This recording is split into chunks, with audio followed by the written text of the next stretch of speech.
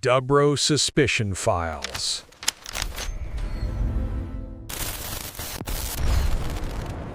Welcome back to the Deep Dive. Today we are strapping in for, just one of the most explosive, tragic, and utterly compelling stories in modern music history. It's a wild one. We're talking about braids, spandex, this incredible stage presence, and a foundation of deceit so toxic it didn't just end careers. It claimed a life. Yeah. We are going deep, deep, deep on Milli Vanilli. And when you look at the timeline, the contrast is it's staggering. We're talking about February 1990. They are walking out onto the stage at the Shrine Auditorium, the pinnacle of the music world. Oh, yeah. And they're accepting the Grammys for Best New Artist. They are global superstars. The biggest thing in the world at that moment. But fast forward just 9 months to November of that same year, and that award is revoked. It's gone. Poof. They went from being the biggest new pop act in the world to being a global joke, all because the world discovered that every single note they were famous for was a massive, calculated lie. It is the fastest, hardest fall in music history, I think, maybe ever documented, because it was so public, so institutional, and just so complete. Right. But you hit on the crucial point. This wasn't a sudden implosion. It was a time bomb. And our sources, they let us trace this spectacular failure back to a specific set of decisions. A full 16 months before the Grammy. Exactly, Yeah. 16 months earlier. That's what set the entire mechanism of destruction in motion. That's right. And our mission today for you is to trace that complete chain reaction. We want to start at the desperate deal struck in Munich when these two young men were, literally starving. Mm-hmm. And we'll track these 6 chains that led from that poverty to global humiliation and eventually to the tragic end of one of its stars, Rob Pilatus. And we really need to try and answer that ultimate question. Where did the real fraud lay? Was it with the 2 men who stood on stage and, collected the checks? Or was it the powerful multinational machine that manufactured them, used them, and then at the end of the day completely destroyed them? Well, the Milli Vanilli scandal is such a unique and pivotal cultural moment because it represents this perfect collision. Right. It pits the music industry's hyper-efficient push toward mass-produced, image-driven pop. Which was the German model, the Frank Farian model. The Frank Farian model, perfected. And it pits that against this almost sacred and often, let's be honest, hypocritical American myth of artistic authenticity. So true. The machine created the lie, encouraged the lie, profited wildly from the lie, and then, when the lie succeeded too much, the machine had to destroy its own creation just to save face. Wow. Okay, so let's start at that absolute zenith of their fame, February 1990. The peak. The album, girl. It's true. It wasn't just a hit. It was a genuine phenomenon. It defined early 90s pop culture. The numbers are just insane. We are talking certified 6 times platinum. It sat at the coveted #1 spot on the Billboard 200 chart for 7 straight weeks. And you have to remember the sustained output, right? This wasn't just a fluke. This was a well-oiled hit machine. Right. They generated 5 top 5 singles. That's a massive achievement for any artist, let alone a quote-unquote new artist. And 3 of those went to #1. 3. Baby, don't forget my number. Blame it on the rain. Girl, I'm gonna miss you. When you tally it all up, the scale is just immense. 30 million singles and 7 million albums sold globally. For a moment there in early 1990, they were just unstoppable. They were everything. And they were the look of the moment. Rob Pilatus and Fab Morvan with the braids, the shoulder pads, the raw visual energy. Oh, yeah. They bounded onto the stage to accept that Grammy on February 21st, 1990. They are electric. They look like the future of pop music. And they're holding that little golden statuette, the most recognizable symbol of legitimate artistic achievement in America. But our sources, and this is particularly from the later reflections from Fab Morvan, they highlight that this moment, which the world saw as pure triumph, was actually a psychological nightmare. It was already a catastrophic trap. Yeah. Morvan described the experience as this paralyzing mix of dread and excitement. The dread of knowing the truth. And the excitement of finally getting the validation they had been so desperately seeking their whole lives. He had a quote that really helps you understand the schizophrenic existence they were leading. It's chilling. Morvan explained, it was like there were 4 people on stage, there was us, and there were the voices. Wow. The persona accepted the award. The real men were just trapped, watching the whole lie get institutionalized right in front of them. That's the core tension, isn't it? And it's essential for understanding the downfall. The persona, Milli Vanilli, the image, the dazzling package, was receiving the greatest industry honor. While the real men, Rob and Fab, were simply observers. They were spectators at their own phenomenal success, totally unable to truly claim it. Trapped inside the image. Watching the lie get validated on the highest level possible. This is why the Grammy was the catalyst for destruction, not the culmination of their success. Yeah. If they had just stayed in Europe, as the sources suggest, the dynamic would have been completely different. Totally. In Europe, especially Germany, where their producer Frank Farian came from, using models to front a polished, producer-driven act was a widely known formula. It was just, disposable pop. And people kind of knew it, or at least accepted it. Precisely. In European producer culture, the public generally understood that they were buying a product. Right. The product had a great beat, marketable faces, and perfect vocals supplied by professionals. The expectation of authenticity just didn't carry the same moral weight. But when Milli Vanilli crossed the Atlantic and achieved American stardom, They were playing by a different set of rules. and that rule book is the Grammy rule book. The Grammy organization is an institution founded on this myth of the struggling artist, of genuine talent. Of authenticity. Authenticity. They celebrate performers who write, who play, who sing their own music. So by giving Milli Vanilli that award, the industry validated the lie on a global institutional level. It moved Milli Vanilli out of the disposable pop box. And placed them firmly in the artist box. Right. And suddenly, these two models who signed a contract to be silent faces were being told by the highest authority in American music that they were the best new artists of the year. I find it so fascinating that the sources confirm Farian understood the danger better than the American label did. Oh, he knew. Farian reportedly warned against submitting them for the award, knowing the Grammys were not part of that game. He knew the limits of the deception. But the American machine, Arista Records, they were blinded by the massive sales figures. So they pushed past those boundaries, probably believing their own hype could fool anyone, even the Academy. And that overreach is key. The Grammy win wasn't just a trophy, it was the institutionalized lie that broke the delicate equilibrium Farian had maintained. Yeah, it put a spotlight on them that was just too bright. Yeah. It demanded interviews, deeper analysis of their music, expectations of songwriting ability, all these things they simply could not fulfill. And that pressure, fueled by that Grammy, is ultimately what led Rob Pilatus to his breaking point. No question. So if the Grammy was the tipping point, the explosion, we have to rewind to find the moment the fuse was lit. And that happened 16 months earlier, right in the middle of their initial ascent, a full year before they won that award. Let's set the scene. July 21st, 1989. Lake Compounce Theme Park in Connecticut. This was a critical engagement for them. They were part of the hugely successful Club MTV Live tour, performing alongside major established acts like Paula Abdul and Tone Loc. So this is a big deal. A very big deal. The venue was packed. We're talking 80,000 people. And critically, the performance was being broadcast live for MTV. The stakes could not have been higher. And they were relying absolutely on the seamless system that Frank Farian had built. 100%. If they launch into their biggest hit, Girl, You Know It's True, doing their signature moves, when the unthinkable, the truly disastrous moment happens. The backing track, the entire source of the music, including the vocals, was delivered via a hard drive system. And that hard drive jams. Jams. And we should probably give a little technical context here for our listeners.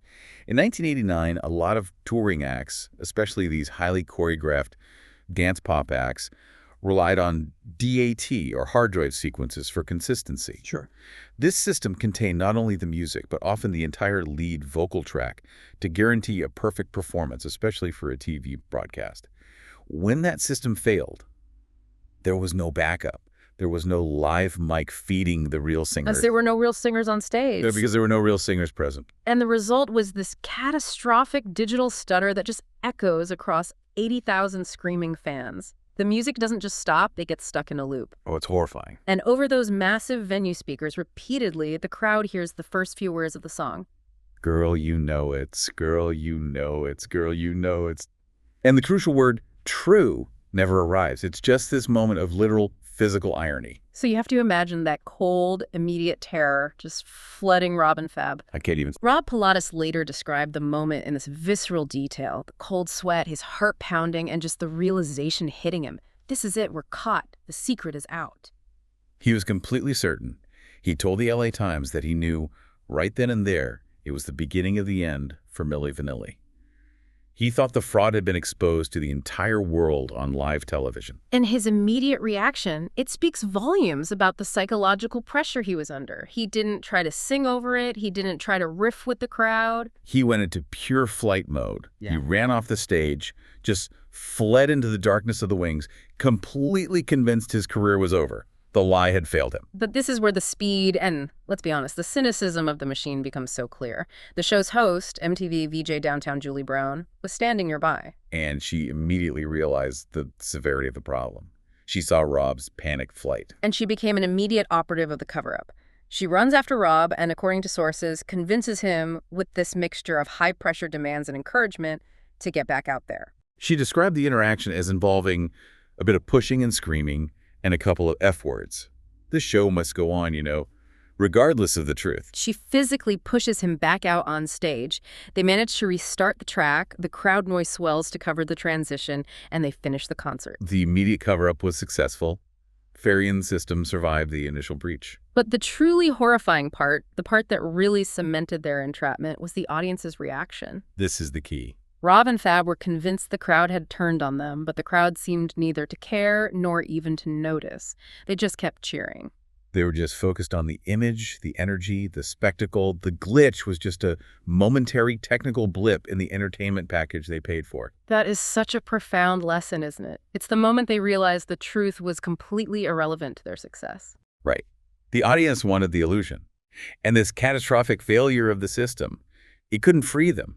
They were even more deeply trapped after this incident because they realized the lie was the foundation of their career and the world was willing to accept it. It cemented the idea that they were successful because of the deception, not despite it. Yeah, it proved that the integrity of the music was totally secondary to the spectacle. They had the look, they had the choreography, they had the hits. The source of the sound was moot.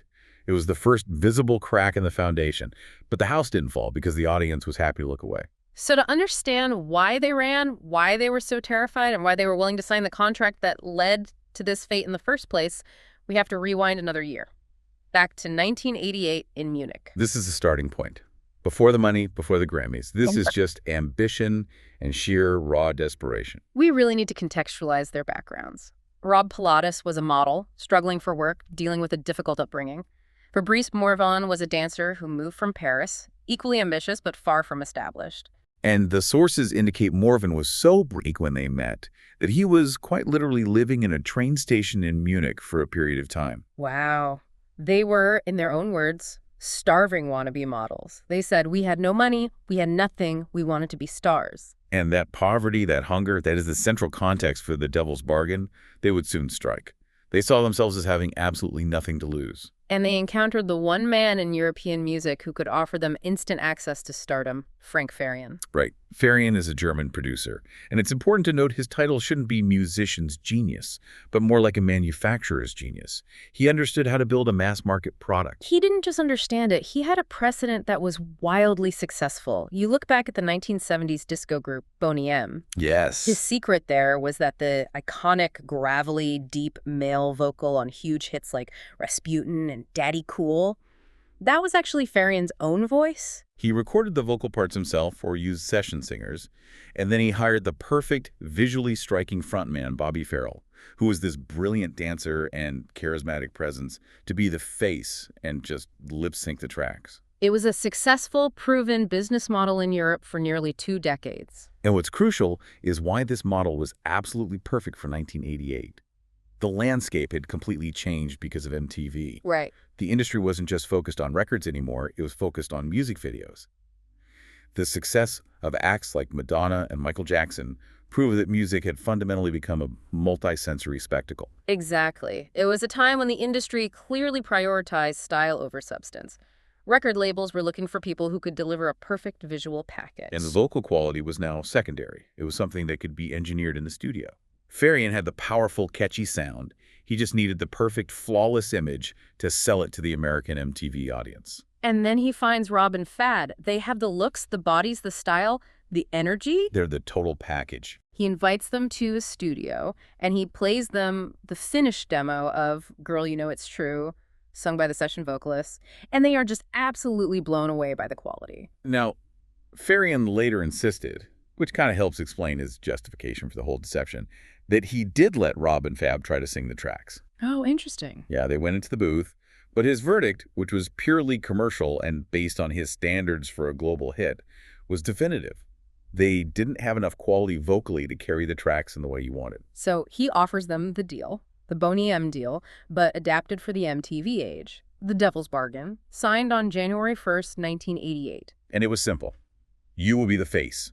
You will be the stars. You'll have the fame, the money, everything you've ever dreamed of. But in exchange, you will not sing a single note on the records. And they were young, naive, and critically. They were starving. They signed the contract. They later confessed they viewed it as a quick way out of poverty, maybe a chance for a minor European hit, a modeling career boost. They had no earthly idea they were agreeing to a lie that would become the biggest story in global music and trap them forever. For them, it was the only way out of the train station. Exact. So the deal works, but it immediately creates this bizarre double life. The product, Milli Vanilli, becomes a global monster, driven by constant rotation of those incredible, slickly produced videos on MTV. And Rob and Fab become legitimate sex symbols and superstars, rich beyond their wildest imagination. But while Rob and Fab are plastered on every poster, you have the real vocalists, the ghosts in the machine. We have to name them. It was Brad Howell, John Davis, Charles Shaw, Jody Rocco, and Linda Rocco. These were the talented session singers and rappers who provided the sound behind the spectacle. And they were just watching these two dancers collect Grammys and platinum plaques for their music. It's unbelievable. And this lie was never just a passive secret, right? It required active, expensive maintenance. It was a full-blown, multinational conspiracy involving serious money to keep the truth buried. We see the first major test of Farian's control in December 1989. This is months before the Grammy win, so the brand is already massively successful, but it's fragile. And Charles Shaw, one of the real rappers on the tracks, he became understandably frustrated being invisible while the two faces lived like kings. So he went to the press and revealed the truth. He just came out and said it. He said he was one of the vocalists and that Rob and Fab were imposters. That is the moment Farian had to choose between letting the brand die a slow, exposed death or protecting it at any cost. And he chose protection. The sources indicate he paid Charles Shaw a staggering $150,000 in 1989 dollars, mind you, to retract his statements and agree to perpetual silence. That is serious hush money. I mean, think about that price tag for a moment. That payout proves how utterly essential the illusion was to Farian's financial model and how much revenue he was willing to sacrifice just to buy a few more months of the lie. Which directly led to the Grammy win just 2 months later. Exactly. He was buying time and silence. And the machine was so much bigger than just Farian in Germany. Our sources highlight the deep involvement of the American label Arista Records. Farian's original European album was titled All or Nothing. It was Arista under the legendary executive Clive Davis, a man whose entire career was built on spotting and fostering genuine talent, that reconfigured and repackaged it for North America as Gold Money. You know, it's true. And the fraud wasn't subtle. It was printed in black and white. Arista didn't just reconfigure the track list. They committed institutional fraud with the credits. The inserts for the U.S. album, the one that sold 7 million copies, explicitly attributed the vocals to Morvan and Pilatus. This wasn't just an omission. It was a specific, written, fraudulent claim printed on millions of album inserts, misleading the consumer and all the awards committees. And there is absolutely no question the American label knew. Oh, come on. A former Arista employee later admitted, "We all knew. There was no way in hell these guys we were listening to were the ones singing on the record." Of course not. The physical difference in vocal styles between the smooth session singers and the naturally lower, deeper speaking voices of Rob and Fab was obvious to anyone working in music production.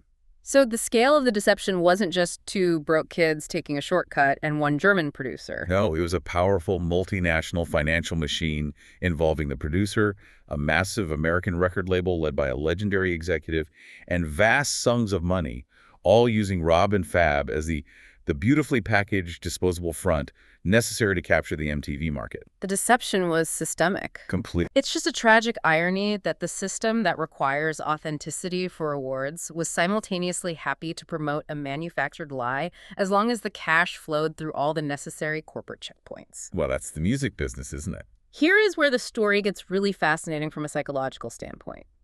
Something structurally breaks after the Grammy win in March 1990. That validation, that institutional stamp of artist, It led to a breaking point.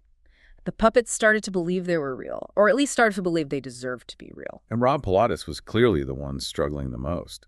He was dealing with this acute crisis of identity. He was just suffocating under the lie, unable to reconcile his public glory with his private shame. He later described his life as a total nightmare. The opulence was a gilded cage. Right, and this internal conflict leads directly to the infamous interview that became the stuff of legend, often cited as proof of their sheer arrogance. The Time magazine interview. The Time magazine interview. March 1990, right after the Grammy, Rob proclaims, "Musically, we are more talented than Bob Dylan. Musically, we are more talented than Paul McCartney. I'm the new Elvis." I mean, wow.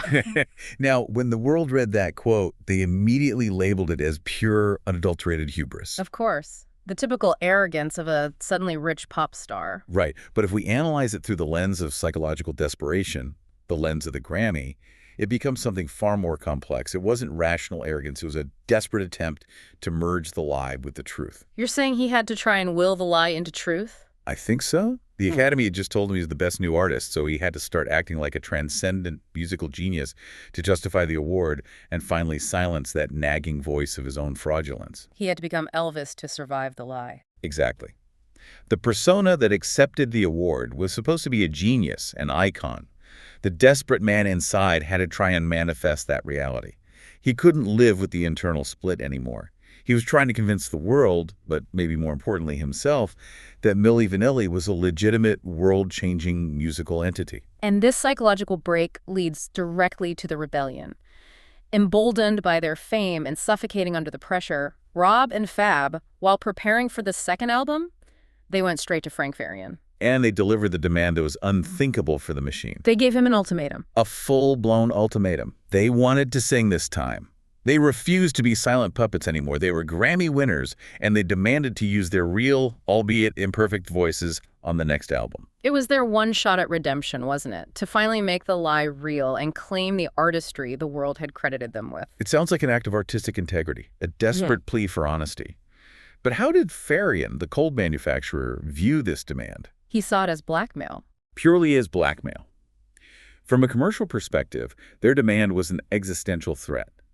He knew, based on his earlier tests, that their voices didn't have enough quality to sustain a platinum-selling product. To let them sing would instantly destroy the multi-million-dollar brand. Instantly.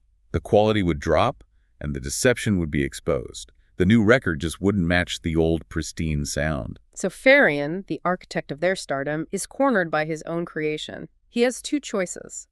Reluctantly let them sing and watch the brand slowly fade. Or destroy them first and try to retain control of the narrative. He chose mutually assured destruction. That's a perfect way to put it.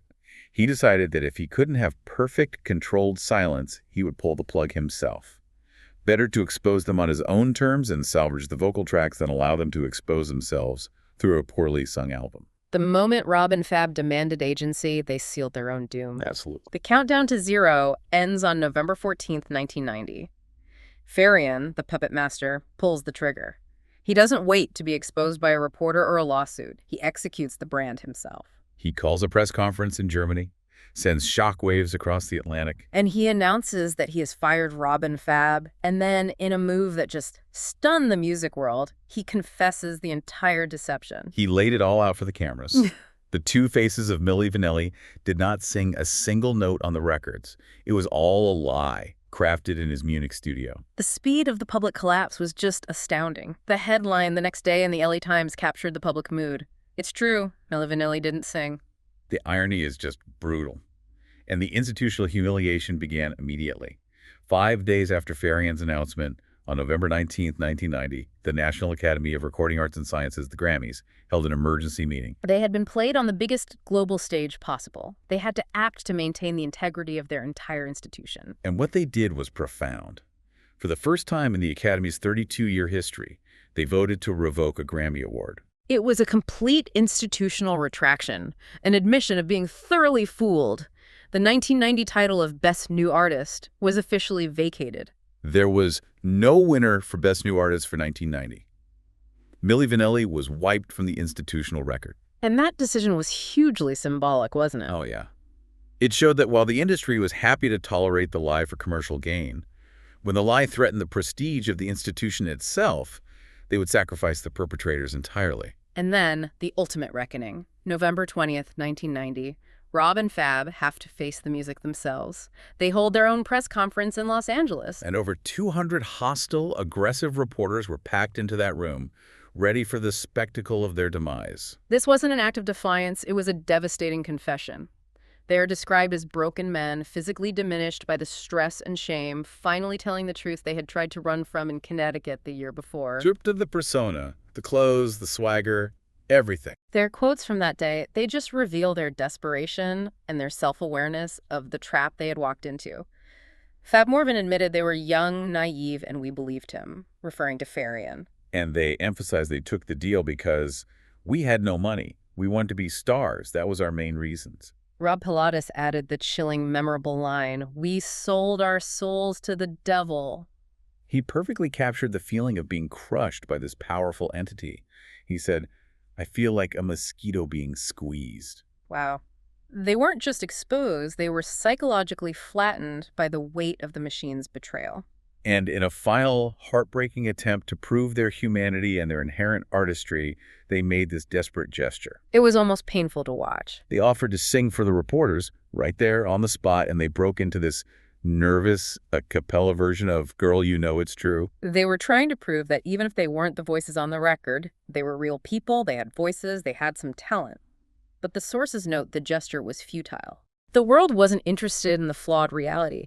It was interested in the spectacle of the collapse. The lie was dead, and so was Milli Vanilli. The shame was absolute and immediate.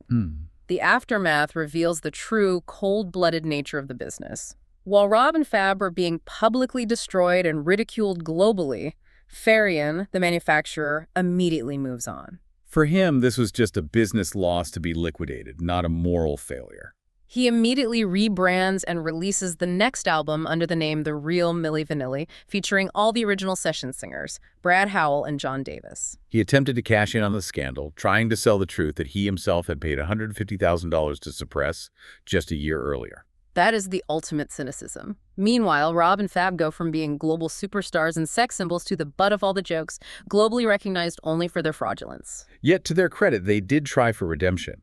And this speaks to their enduring ambition and perhaps a deeply entrenched belief in their own talent as performers. In 1992, they managed to get a new record deal and released an album simply as Rob and Fab, this time proudly featuring their real voices. This was the artistic authenticity they had fought Farian for. This was their chance. And here is the cruelest, most painful irony of the entire story and a key takeaway for you, our listener. It's just devastating. The world had screamed for the truth, demanded authenticity, and ritually humiliated the two men for the lie. But when Rob and Fab finally provided the genuine product, an album with their real voices, their real compositions, it sold only around 2,000 copies. 2,000 copies. That's a devastating figure. It proves conclusively that the world didn't want the genuine, flawed artists. It wanted the perfectly packaged, spectacularly visual lie. When they were no longer the manufactured image of Milli Vanilli, they ceased to matter to the audience and the industry alike. The ultimate betrayal was the public looking away when they finally spoke. Fab Morvan, thankfully, survived the fall. He managed to move past the persona, eventually found his footing, and he's still performing and making music today. But Rob Pilatus, sadly, never escaped the shadow of Milli Vanilli. The psychological trauma was just too great.